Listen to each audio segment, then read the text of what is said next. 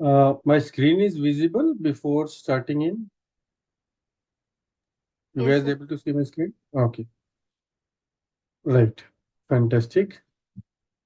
So let me talk about today's topic, which is F5 DNS. Okay. So before talking for F5 DNS, let me tell you about what is DNS. DNS is Domain Name System. अगर मैं general भाषा में बात करूं about the DNS, तो it is a really very crucial component. आपका बहुत important component है ये in case of your internet accessibility. Bit like अगर हम बात करें कि आपके आज के मोबाइल में अगर आपने किसी से बात करनी है तो आपके पास एक फोन बुक होती है। फोन बुक के अंदर आप क्या करते हो, फोन बुक के अंदर आप नेम डाल देते हो और उस नेम का कोई भी जो आपका जो नंबर होता है 10 डिजिट्स का वो नंबर डाल देते हो। अगर बाय हार्ट आपको मैं नंबर पूछूं कि कितने याद है तो हार्डली में भी हो सकता है आपको 3 4 10 25, इससे ज्यादा नहीं होगा। लेकिन फोन बुक की अगर आप एंट्री देखो तो it can be maybe more than 500 plus, depending upon कि आपका कितना कॉन्टेक्ट है। तो why phone book is required? क्योंकि हम नंबर याद नहीं रख सकते हैं, वी एज इन ह्यूमन हम नाम याद रख सकते हैं। तो अगर मुझे कोई भी नंबर डालना है तो वो मैं एज ए नंबर की जगह क्या डाल देता हूँ, मैं एज ए नाम डाल देता हूँ। राइट। सेम केस है डीएनएस का।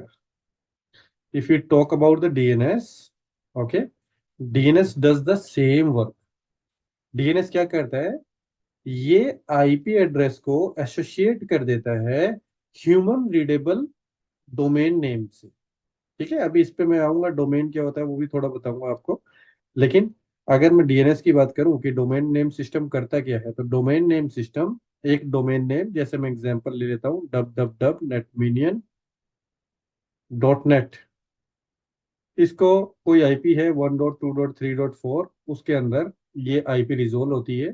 तो मेरे को सिर्फ एज एन ह्यूमन नाम याद रह सकता है, तो मैं नाम उसके अंदर डालता हूँ ब्राउजर में। आईपी से जो कम्युनिकेशन होगी इन द एंड, जो कम्युनिकेशन होती है वो आईपी से ही होती है। Right. I hope you guys are aware about your OSI layer. OSI layer की अगर हम बात करें, जब एक मशीन दूसरी मशीन से बात करती है, ये कुछ भी हो सकती है, मान लो ये xyz.com आपकी कोई वेबसाइट है, या फेसबुक लगा लो, यूट्यूब लगा लो, या कुछ भी XYZ आपकी एक वेबसाइट है। जब ये वेबसाइट से आपने बात करनी है तो आप तो ब्राउजर में लिखते हो xyz.com, लेकिन इन द बैकग्राउंड डीएनएस ये काम आपके लिए करके देता है कि ये 1.2.3.4 इसको आईपी देता है। तो तभी आपकी मशीन एक पैकेट बनाती है। उस पैकेट के अंदर ये आपकी सोर्स आईपी मेंशन करती है और डेस्टिनेशन आईपी मेंशन करती है। उस डेस्टिनेशन आईपी के बाद आपका पैकेट का जितना भी फॉर्मेशन होती है वो होता है। फिर ये पैकेट, जैसे मैं आपको लेयर 3 की बात कर रहा हूँ, ये लेयर 7 तक आपकी इंफॉर्मेशन कैरी करता है। राइट। तो लेयर 7 से लेयर 4 पे, लेयर 4 से लेयर 3, लेयर 2, लेयर 1, और फिर ये वायर से होते हुए गुजरता है आपके सर्वर तक। एंड कम्युनिकेशन तो ऐसी ही होती है। राइट। तो एंड कम्युनिकेशन के लिए पैकेट फॉर्म करना पड़ता है, और पैकेट के लिए हमें क्या चाहिए, हमें आईपी चाहिए। क्योंकि मशीन जब बात करती है वो आपस में बिट्स और बाइट्स पे करती है। बिट्स और बाइट्स मतलब मैं 0101 की बात कर रहा हूँ। राइट। उसको और कोई लैंग्वेज आती नहीं है, 10 लैंग्वेज ही आती है। तो वो बनाने के लिए हर मशीन को आईपी का पता होना चाहिए, और आईपी का पता करने के लिए हमारे पास क्या है, डीएनएस है। यहाँ तक कोई भी आपको क्वेश्चन हो यू कैन आस्क। राइट। तो डीएनएस एक फंडामेंटल टेक्नोलॉजी मान लो, प्रोटोकॉल मान लो, जो ट्रांसलेट करता है ह्यूमन रीडेबल डोमेन नेम को आईपी एड्रेस के अंदर।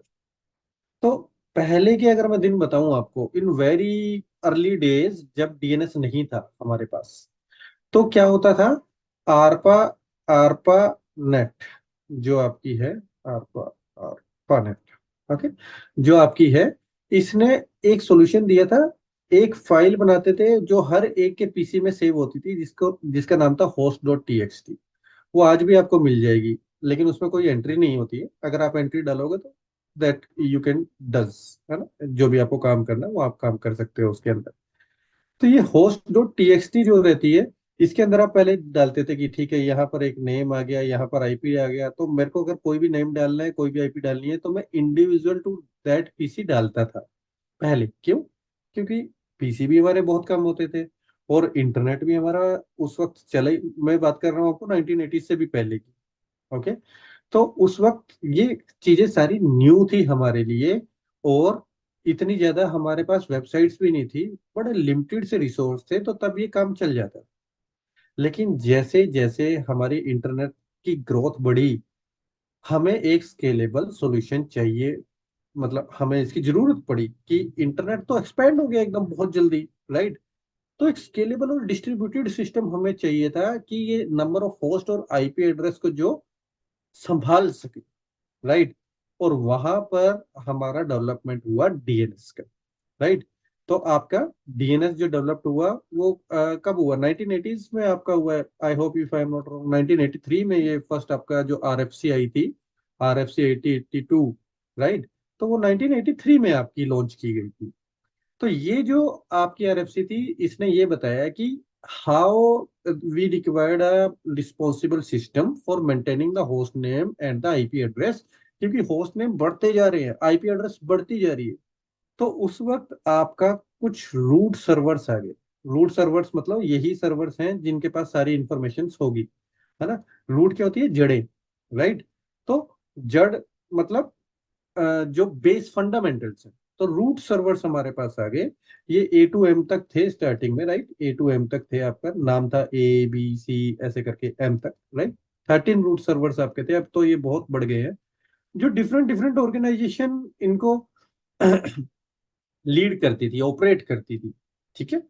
तो अलग अलग इसके ऑर्गेनाइजेशंस थी जो इनको लीड करती थी, इनको मेंटेन करती थी। और इन ये रूट सर्वर क्या होता है ना, मैं आपको भी थोड़ा सा बताता हूँ। देखो, आपकी कोई भी वेबसाइट होती है वो इस तरीके से होती है, www.xyz.com, और इसके लास्ट में एक हिडन डॉट होता है जो हमें दिखाई नहीं देता। अगर आप लगाओगे तब भी कोई दिक्कत नहीं है, नहीं लगाओगे तब भी कोई दिक्कत नहीं है। नेमिंग कन्वेंशन आपकी हमेशा राइट टू लेफ्ट होती है, right to left, which means कि सबसे पहले अगर ये क्वेरी गई, ठीक है, ये क्वेरी किसी डीएनएस पे गई, ठीक है, तो वो डीएनएस देखता है कि okay, I need to go to the root server. अब वो रूट सर्वर पे जाएगा, ए से एम पे किसी पे भी चला जाएगा, राइट? मान लेते हैं वो चला गया, एम पे चला गया, तो वो बोल रहा है कि मुझे क्या चाहिए अब? नेक्स्ट आप देखो, डॉट पे जाने के बाद उसे क्या चाहिए? कॉम। तो कहता है मुझे कॉम चाहिए, तो ये कहाँ भेज देगा? डॉट कॉम के सर्वर पे भेज देगा, डॉट कॉम का अलग सर्वर होगा। तो मेरी क्वेरी डॉट कॉम पे जाएगी, तो डॉट कॉम से पूछेगा भाई do you have any entry for XYZ.com? ये कहेगा यस, जाओ आप XYZ पे जाओ। तो ये उसको XYZ पे भेज देगा। अब XYZ के पास इस एंट्री का एक स्पेसिफिक आईपी एड्रेस पड़ा होगा, तो ये वो स्पेसिफिक आईपी एड्रेस सेंड कर देगा वापिस कि ठीक है, जो क्वेरी आई है वो इस तरीके से यू कैन रिजोल्व। यहाँ तक कोई भी डाउट किसी को, please you can ask me, otherwise let us just move further. कोई डाउट नहीं है, राइट? गुड। तो ये A to M जो मैंने आपको बताया, ये कुछ नहीं है, ये लेबल्स हैं, उनका नाम है, राइट?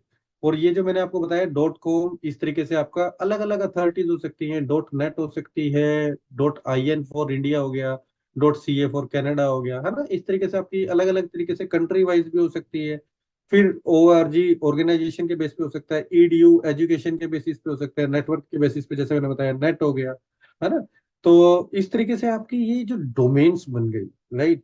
ये डोमेन्स क्यों जरूरी होती है उसको भी एक एग्जांपल से समझते हैं।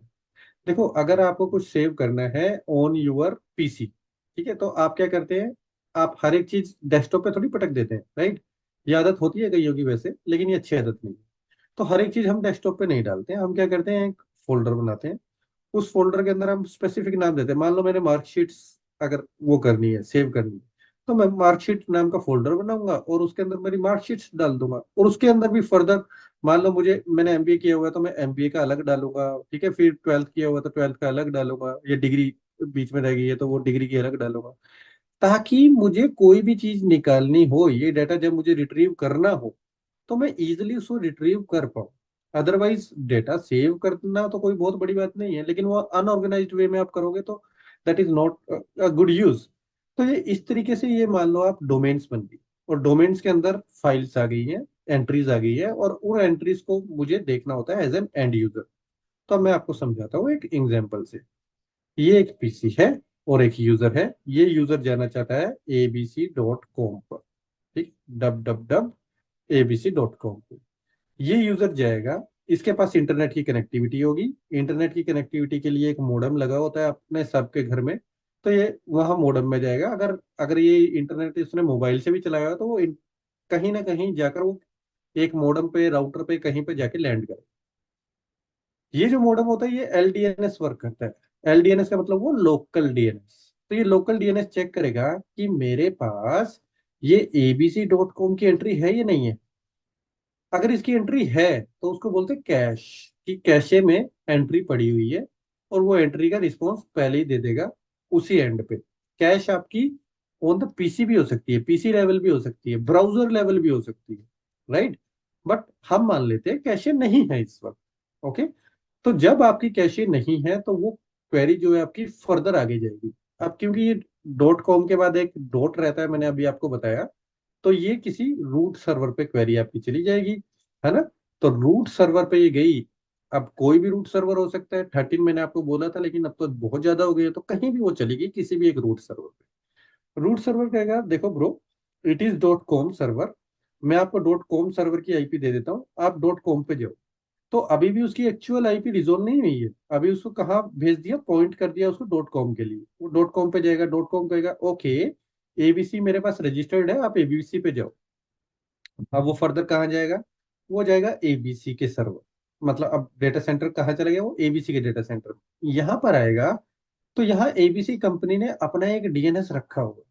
तो कहेगा yes, this is my, under my authority, है ना, ये मेरी अथॉरिटी है। तो ये अथॉरिटी डेलीगेट भी कर सकता है किसी को, तो उसे बोल देते हैं डेलीगेशन ऑफ अथॉरिटी। बट फिलहाल हम उस पर नहीं जाते हैं, हम इस पे बात करते हैं कि ये अथॉरिटेटिव सर्वर है। क्योंकि ये अथॉरिटेटिव सर्वर है, तो ये जो भी आईपी देगा, 2.5.6.7, कोई भी आईपी देगा, ये आईपी ही आपकी एंड आईपी होगी for your abc.com। I hope it is clear. अब मैं आपको एक चीज दिखाता हूँ। मान लो मैं कमांड प्रॉम्प्ट खोलता हूँ। ओके। मैंने कमांड प्रॉम्प्ट खोली है आपकी। यहाँ पे मैंने लिखा ns lookup. Okay. ns lookup किया तो देखो ये मेरी, ये जो आया ना, ये मेरा मॉडेम की आईपी है। तो मतलब मेरा मॉडेम ही वर्क कर रहा है एज अ डिफॉल्ट सर्वर। मतलब डीएनएस कौन है, मेरा मॉडेम ही डीएनएस सर्वर। अगर मैं करता हूँ भैया ठीक है आप मुझे बताओ fb.com को रिजोल्व करो, तो उसने देखो मेरे को ना क्या आंसर दिया, यहाँ पे क्या लिखा है इसने, नॉन अथॉरिटेटिव आंसर। ठीक है। और उसने मुझे एक IPv6 दे दिया। चलो कोई बात नहीं, गूगल देखें, गूगल देखो। देखो google.com किया, अगेन नॉन अथॉरिटेटिव सर्वर, और इसने मुझे कोई एक आईपी निकाल के दे दी। नेटमिनियन देखें, Netminion dot net, again non authoritative server, और इसने मुझे एक आईपी निकाल के दे दी। अब इसका क्या मतलब है, हम वो समझते हैं कि नॉन अथॉरिटेटिव क्यों आ रहा है। अभी मैंने आपको बताया कि एबीसी का ये अथॉरिटेटिव सर्वर होगा और वो आईपी देगा, तो यहाँ पर आपका नॉन अथॉरिटेटिव लिखा नहीं आएगा, जहां पर मतलब वो अथॉरिटेटिव सर्वर देगा। बट होता क्या है, जब भी आप एज एन ऑर्गेनाइजेशन डीएनएस रखते हो, मान लो ये आपकी ऑर्गेनाइजेशन है, आपने एक नई कंपनी खोली है, उस कंपनी का नाम रख देते हैं नेटमिनियन। ओके। अब नेटमिनियन के अंदर मैंने कुछ सर्वर लॉन्च कर दिए, कुछ सर्विसेज लॉन्च कर दी। जैसे मैंने ब्लॉग के लिए अलग एक सर्विसेज लॉन्च कर दी है, जॉब्स के लिए एक अलग सर्विस कर दी है, वीडियोस अगर आपको देखनी है तो उसके लिए मैंने अलग सर्विस कर दी है। अलग अलग सर्विसेज मैंने बना दी। अब इसका मतलब हर एक का एक अलग एंट्री होगी फॉर यूर डीएनएस, राइट। अब डीएनएस या तो मैं अपना रख लूं, एक यहाँ पर मैं डीएनएस सर्वर बना लेता हूँ और उसके अंदर ये सारी की सारी एंट्रीज डाल देता हूँ, और यही डीएनएस की वैल्यू दे देता हूँ डॉट नेट सर्वर को, क्योंकि मेरा नेट मिनियन के बाद डोमेन क्या आ रहा है, डॉट नेट आ रहा है, राइट।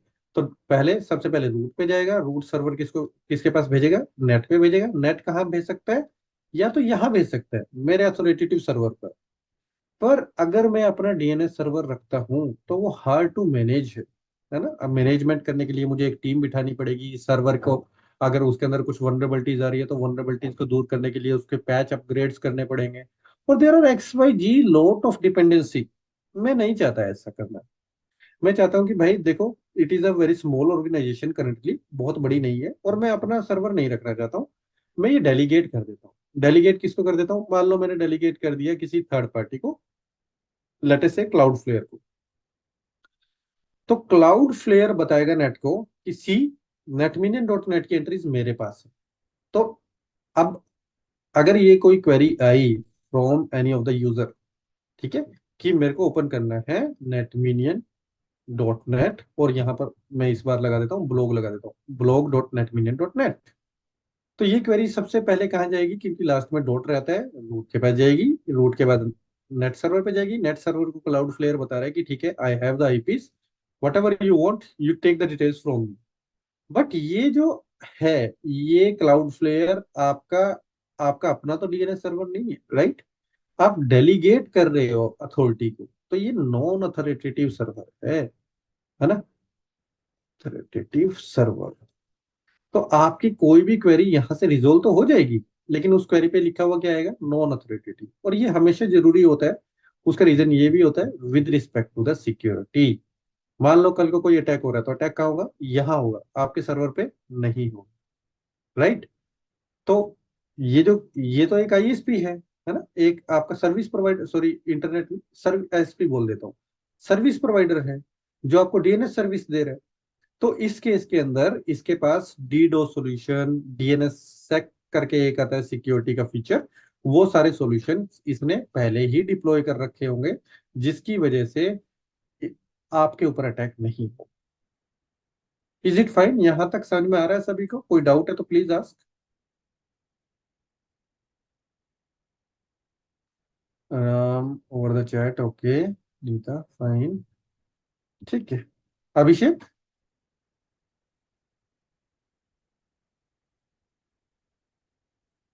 Fine, okay.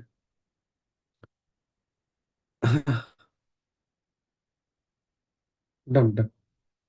सो अभी तक जो मैंने आपको बातें बताई, वो एक बड़ी बेसिक सी मैंने आपको बात बताई कि कैसे डीएनएस काम करता है। तो अब मैं आपको बात करता हूँ कि ये जो क्वेरी थी, ये क्वेरी रूट के पास गई, ठीक है, फ्रॉम योर। अच्छा, दोबारा से बता देता हूँ इसको ताकि आपको कंफ्यूजन ना हो। ये आपका पीसी है, पीसी से आपने क्वेरी रेज की, ये एलडीएनएस के पास गई, एलडीएनएस ने रूट के पास भेजी, रूट से आपका जो जैसे डॉट कॉम है, डॉट नेट है, इनको बोलते हैं top level domain, top level domain server के पास गई। फिर हो सकता है आपका कोई लो लेवल डोमेन भी हो सर्वर, उसके पास गई। फिर उसके बाद से वो आपके इन्वायरमेंट में आ गई। अब हम बात करते हैं कि आपके इन्वायरमेंट में आ गई, और आपके इन्वायरमेंट में जो डीएनएस चल रहा है वो F5 पे चल रहा है। ओके। अब मैं बात कर रहा हूँ कि आपने सर्विसेज जो है बाहर से नहीं ली हुई है, आप अपनी सर्विसेज खुद ही प्रोविजन कर रहे हैं डीएनएस के थ्रू। अब ये जो डीएनएस है, ये देखेगा कि ओके, ये जो स्पेसिफिक, मान लो अगेन मैं कोई एक एग्जांपल ले लेता हूँ xyz.com का। तो यहाँ पर मेरे पास क्वेरी आ गई xyz.com। तो ये जो क्वेरी आती है, ये जो नाम आया है, इस नाम के अगेंस्ट मेरी एक वाइड आईपी बनती है, ठीक है, डीएनएस पे। और वाइड आईपी पे मेरा एक पूल होता है। पूल के अंदर मेरे मल्टीपल ऑफ एलटीएम्स हो सकते हैं, है ना? मल्टीपल मल्टीपल एंट्रीज मेरी हो सकती है। अब इसको समझते हैं क्यों मल्टीपल हो सकते हैं, उसको थोड़ा सा भी हम जान लेते हैं। तो यहाँ पर आपका एक डेटा सेंटर है, यहाँ पर आपका दूसरा डेटा सेंटर है। दोनों डेटा सेंटर में आपकी एप्लीकेशन चल रही है xyz.com, ठीक है। और ये एक्ट कर रहा है आपका डीसीडीआर की तरह। ओके। और यहाँ पर भी आपका एलटीएम है, जो इसको पूल एज अ पूल आपको दे रहा है सर्विसेज, लोड बैलेंसिंग सर्विसेज। यहाँ पर भी आपका एलटीएम है जो एज अ पूल दे रहा है। तो xyz.com के पूल के अंदर आपके दो एलटीएम की एंट्रीज आ जाएगी। एक तो ये जो वर्चुअल सर्वर आपका यहाँ पर बना हुआ, मान लेते हैं ये वर्चुअल आपका सर्वर बना है 10.10.10.1, है ना? प्राइवेट आईपी ले रहा हूँ, आप पब्लिक आईपी मान लेना आपके केस के अंदर, क्योंकि अभी मैं आईपीस पे नहीं खेलना चाह रहा। I just wanted to tell you the whole concept. यहाँ पर ले लेते हैं आईपी है 172.16.1.1। तो आपके इस पूल के अंदर, आपका ये जो वाइड आईपी का पूल है, इसके अंदर दो आईपीज आ जाएगी। एक तो आ जाएगी ये, और एक आ जाएगी ये। ओके। तो कोई भी आपकी आईपी रिजोल्व हो सकती है। पर कोई भी का मतलब क्या, कुछ तो डिसीजन लेता होगा ये, है ना। तो उसके लिए डिसीजन लेता है, मान लो ये डेटा सेंटर आपका यूरोप में है, ईमेल लिख देता है। ये डेटा सेंटर आपका है एपैक में।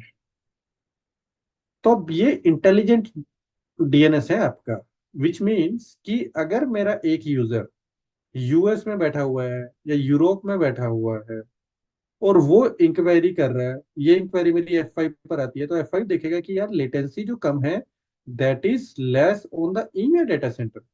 तो इन यूजर को जो आईपी वो देगा 10.10.10.1।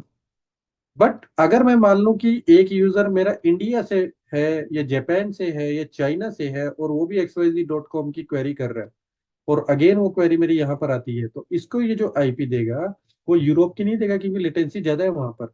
वो किसकी दे देगा, अपैक की दे देगा, दैट इज 172.16.1.1। और इसी को GSLB भी कहते हैं, ग्लोबल सर्वर लोड बैलेंसिंग।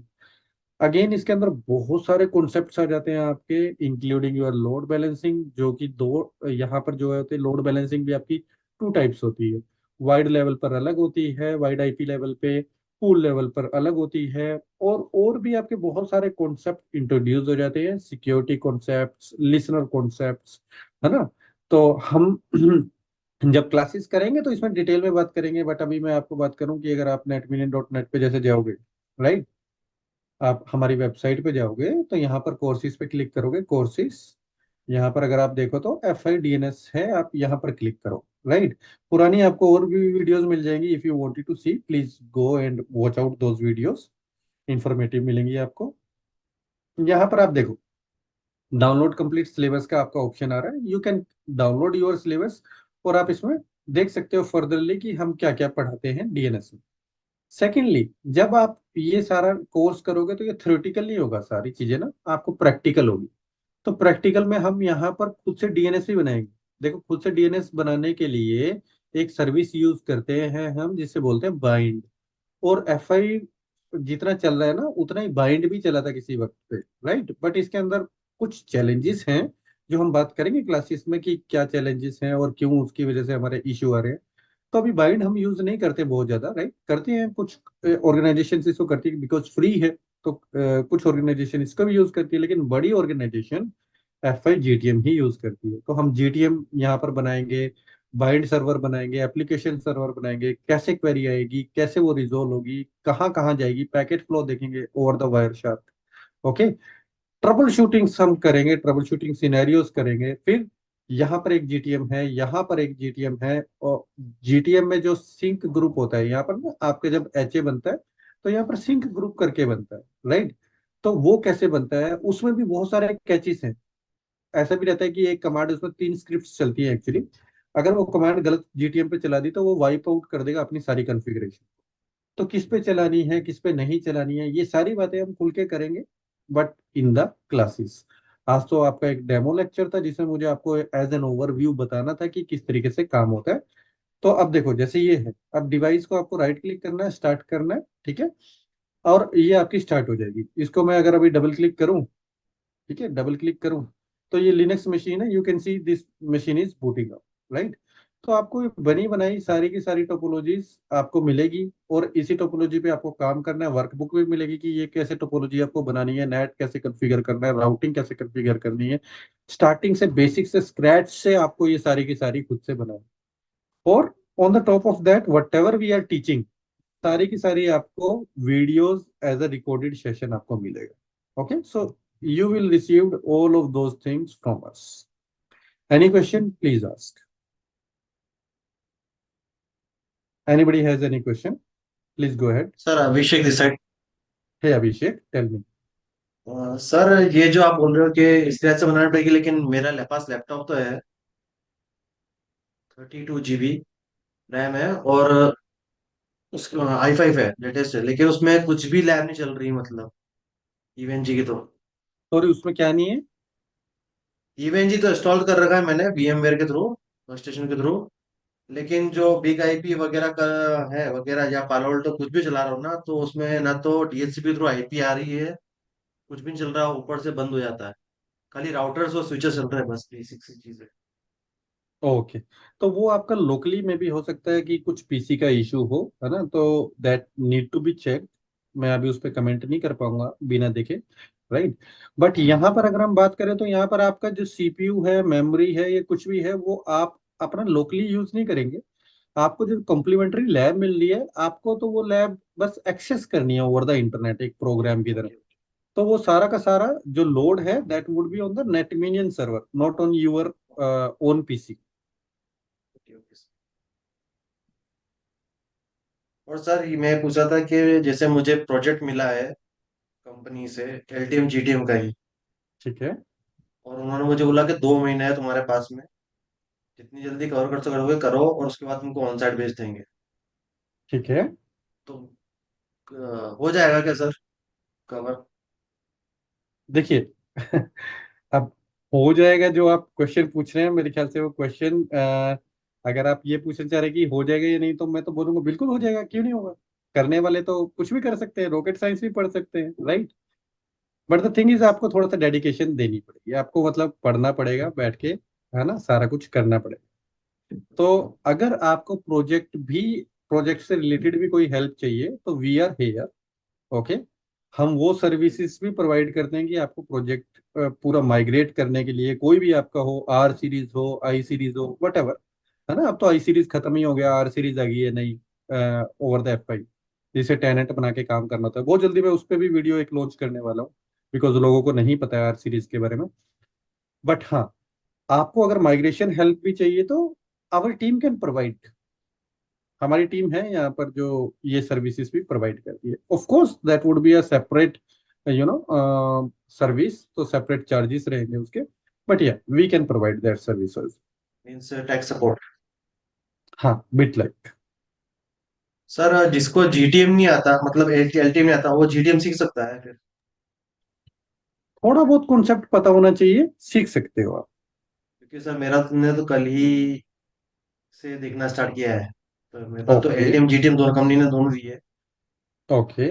वही वही मेरा डाउट था कि मैं पहले कैसे क्या करूं, मतलब जीटीएम करूं कि उसके लिए पहले एलटीएम का नहीं, थोड़ा पहले बेसिक्स पढ़ थोड़ा लूं? एलटीएम, पढ़िए, फिर ही आप जीटीएम पे जाइए, है ना।